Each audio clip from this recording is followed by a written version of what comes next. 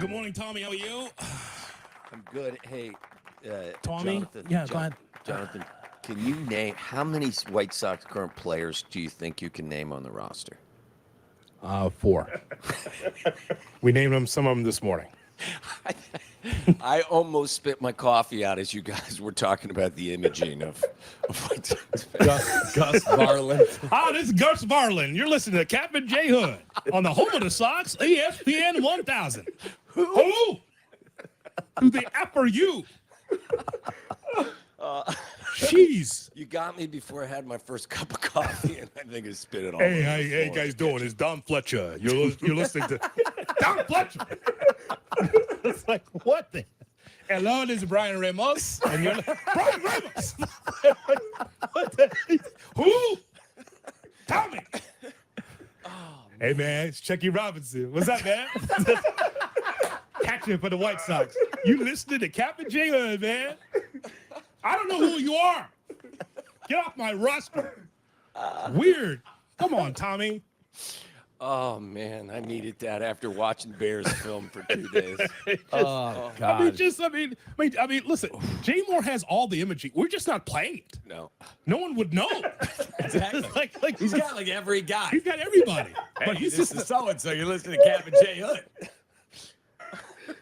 Save it. Oh man. Replay the Caliendo being Morgan Freeman. yeah, that's fine. Hey, this is Zach Deloach. You're listening to Captain J. Who? Deloach. You're barely on the roster. Oh man. So that's a I thing. needed that. Thank you, Jonathan. But no, seriously, look, Jay Moore has them all in the library. Oh, I We're know. just not cranking it on the air. Right. No shot. Not happening. No. You're confusing your listeners. It's like they don't know if they're listening to Chicago sports radio if you put that on. Farmhands and cast-offs, ne'er-do-wells. Nonsense. Tommy, we talked a lot, you and I, about what you saw on the game film. Yeah. So impart that wisdom on our audience here in the morning. What did your analysis tell you? Because talking to you and Olin last night, I think you think we're close. Yeah, I think that there are some plays that are close for sure. I think if you zoom in, I can identify some plays. It's just one guy making a mistake here, another guy here, and I think all of that. I've preached patience, and I know people are tired of hearing me say that because when you see the same people make the same mistakes, everybody loses patience. I still believe it will take some time. How much better it gets, well, that's to be determined. Yeah, there are some plays that are very close, but I would say overall, though, Cap, to kind of change the tune of the conversation, I was really disappointed that they went to Indianapolis and faced a defense that really couldn't stop a fart, and they couldn't really get anything going. And I look at the yards, I get it, but when it comes to establishing a running game and trying to find a little bit of an identity to take some pressure off of your quarterback, all they could do was 28 carries for 63 yards. And I know everyone looks at the passing totals and says, well, you can't be that lopsided. Well, as I told you earlier in the week, prior to them taking the ball over on the 2-minute drill, they got the ball with 51 seconds left, I think, at the end of the first quarter. They were 15 runs and 21 passes. That's Correct. as balanced as you're going to get with the OC that you hired. So they tried. You just couldn't get anything going on the ground. And at that point, I heard Carmen Yurko say it the other day, what do you want to do? I've got a quarterback, and I've built this team to be a pass-first team, and we're trying to run, and we have no identity, and we can't do it, and you can't do it, you can't do it. At some point, you're going to drop back and throw it. So I was really disappointed with that. I think the quarterback is making strides. My faith in him is not shook in any way, shape, or form, but I'm not going to ignore pointing out things that are, that are bad decisions and bad plays on his behalf, and the 2 interceptions can't happen. I heard you describe it earlier, Cap. The first one, he's got a back in the flat. Throw it early. If you're going to look left, and he ultimately throws left and walks into an interception because his footwork was bad, then throw it early because whoever it was in the flat on the left could have caught the ball and made a first down. Or look right where DJ Moore is open on a 12-yard in route, and then the back on the other side is wide open in space. But he decided to shift to his left to shuffle and ultimately threw the ball late and got it picked off. And then The second interception I would have never thrown. I hear people say, well, he put it in there. He threw it into double coverage when the guy in the flat's wide open. We used to pound on Justin for not taking or I did for not taking his layups. Yes. Take your layups. And when you've got a guy in the flat, but these are learning experiences. So, he's a rookie. Those are negative plays that can't happen anymore. But then you put on the film and you see him make the throw to Rome, on the deep ball, the deep cross. I think they were working the middle of the field a little bit more. When the ball comes out, it comes out quick. But there are still things that need to be worked on. And, they're not getting any help with the running game at this particular time. I don't know who they are, Jonathan. Mm-hmm. I don't know if they want to be this zone blocking scheme and go laterally, or, that's not going to work, so we're going to line up and go forward, but we can't move anybody. But, look, the identity of your team, I told you, I think I said this to you guys the other day, is built by your general manager first and foremost, because he's in charge of acquiring the talent, and then your offensive coordinator. And right now, they don't have a running game identity, which I think is causing them not to have any flow. Tommy, we asked this during Fire Burning Questions, and I'll ask you about Matt Eberflus. Through the first 3 games, what is your letter grade for Eberflus? Well, he's the head coach, right? Yes. So as the head coach, I would give him, I think you got to be a C- or a D, don't you? Yeah, I had started at a D, didn't I, Hoodie? It was a D. Hoodie talked me up to a D plus, C minus. But I think because of the defense. The defense is good, but guess what? You blew 2 challenges 2 weeks ago. Yeah. You had to take a timeout on a 2-point conversion that your whole staff didn't realize. Yet my son Brett, sitting on the couch, said 5 minutes earlier, Dad, if we score here, we got to go for 2. How do they not know that? So how would you grade it based on everything you've seen? At this point, I think you're right. I think it's it's a D because you can't. And I take into consideration this is his 3rd year, right? I mean, so Yep. I even talk like him, right? As a D, I think Right. you have to, when you talk about being a head coach, Right. that's the role we're talking about versus being the defensive coordinator. And I think if you're unhappy with the way that the game plan is evolving, the head coach can stand. You stand next to somebody who, at the very least, has a connection to. I don't know where Waldron is. Is he on the sideline or is he up in the booth? He's on the sideline. Okay, walk next to him, and if you don't like the flow of the game, you're the head coach. Tell him I want you to run the football more, right? So Wani told us that he, at least when he was coaching in Chicago and Dallas, the headset, he said Ron Turner, whoever would call the play, he said, and I would just hear it, but I would let it go and let them call it. And he said one game they had, a 7-point lead. He said, 10 minutes to go. And they called some pass, and he hit his button. Overruled.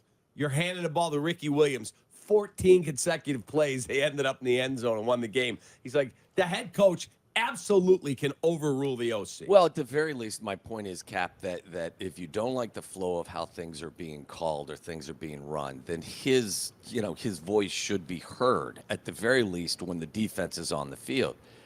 So, I mean, look, it's 3 weeks in, and I'm not going to define this team after 3 weeks, but I'm also not going to ignore the fact that they went to Indy and should have been able to dictate some of the policy down there, our offense versus their defense, and we didn't. And I heard you guys say, well, we should be able to move the ball at home against the Rams. I agree in theory. I also thought they should have been able to move the ball against the 32nd ranked run defense down in Indy, and they didn't. Well, so they play the Steelers this Sunday. The Steelers will show you how to do that. yes. You want to move the ball? Tom will make sure the ball moves. And this is the twist, though, Jonathan, because you have to run the ball. The old adage is you throw it to score points, you run it to win it. And in theory, I do get all of that, and I think it's a good a good axiom, but they're not built to run. They're just not. Look at the roster construction. There needs to be a commitment to run it some and to be able to get your flow going. But if you think they're just all of a sudden now, because everyone's pissed off, gonna pack it in and we're just gonna run it, like, you're not built to do that. You're just not. So this is where the OC's got to come up with something. If it was me and nobody's listening to me up there, I would scale back a bunch of stuff. I just would. This is a team where if I've given this group 40 plays to run. How many of them have they run well? Not many. So I'm going to take some of them off the table. I'm going to go through this even this early in the season with a rookie quarterback. I'm going to self-scout and say, hey, we don't do this well, we don't do that well. Those things are gone. We're going to simplify some things to help this young quarterback continue to get acclimated. All right, we got to take a quick time out. More with the great Tom Waddle. Tommy, the next opponent is the Rams. So what stands out most about what the Bears have to face here with Matthew Stafford and some of the stars for the Rams? Yeah, I would look, Jonathan, first at their defense. They're dead last stopping the run at 177 yards. I think being at home and being able to kind of, handle the crowd noise it'll be easier for it's something Tom Thayer has pointed out quite a bit. And Tom, obviously played in the league for a decade and a half. So he knows, especially as an offensive lineman, being at home, I think, and not having to go on a silent count so much will help a young quarterback in that offense against a defense that really has struggled to stop the run. But on the other side, as much as I've said that the defense kept them in that game Sunday in Indianapolis, I would argue that Anthony Richardson kept them in the game more than anybody kept them in the game. He was just bad. And if you allow some guys to get behind you on 3rd and long the way that they did, and you allow some of the other issues at times. And again, I'm not, dog kicking the defense because they have been really good this year. Mm-hmm. But Matthew Stafford can make every throw, and you better get to him because he's not, as we've seen, whether he's with the Lions or now advanced in his career with the Rams, he's not 100% always wanting to stand back there and take a ton of hits. Ball will come out quick. He'll take some sacks. So I would think pressure on Stafford is important. I would come after him. I'd blitz him because your back end should be able to hold up against a receiving core that's still pretty good but doesn't have Nakua or Cooper Kupp. So pressure Stafford. Don't let him sit back there and be comfortable and try to get him to throw when you want him to throw, not when he wants to throw. In terms of Caleb Williams, there's all these national shows now. Did the Bears make the wrong choice? Should they have taken Jaden Daniels? You're telling everyone, relax. Yeah. It's close. It's too early to. Listen, Jaden Daniels is a really good player. You know? He went second. Yeah. So, I have no regrets that the Bears chose Caleb Williams over Jaden Daniels. I think 3 weeks into the season to come to any long-term conclusions, I think, is foolish. And by the way, if you look at what they're doing, and Jaden Daniels is part of what they're doing running the football, but they're a better team at the line of scrimmage at the moment trying to run a balanced attack. They have established their running game significantly better than the Bears have, which will help a young quarterback. So I'm not saying that is an excuse, but that's reality. Caleb has had very little time and very little support from his running game, and I think the situation's been better in Washington. But you got to let it breathe, everybody. Caleb's going to make some mistakes. I pointed a couple of them out, but then he's going to drop some throws on you that you really are excited about, especially as a rookie quarterback. So, we live in a hot take society, guys. You know that. You know that everyone's going to make a long-term conclusion on a short-term body of work. So it's part of the landscape. Not good. It was mistakes, Cap. Kind of like the Pirates. First baseman Rowdy Tellez entered the day 4 plate appearances shy of a $200,000 bonus, and they cut him. How about that? And they said it had nothing to do with it. You heard that story, right, Tommy? Shame on Major League Baseball for allowing that kind of crap to happen. And that is something that the Players Association should think long and hard about. And it's crazy what's going on in Major League Baseball. How the White Sox are going to get a check from the Illinois Sports Authority for not reaching 1.8 million people in the building, right? Correct. Yeah. What the? Really? Careful. Why not take that money, and it's probably a couple $1 million, and rebate it to season ticket holders or give them a credit for next season if they want season tickets? It's a great idea. That is a great idea. Love it. The Pirates, this is what pisses me off about my own team in Cincinnati. The owner tells you you're unhappy, so what? What are you going to do? You're going to go somewhere else? Major League Baseball, I think, has got a problem with regard to allow how these owners are allowed to run their teams. Well said. Tommy, have a great day, man. All We right, love you. fellas. Be good. Love you back. All right.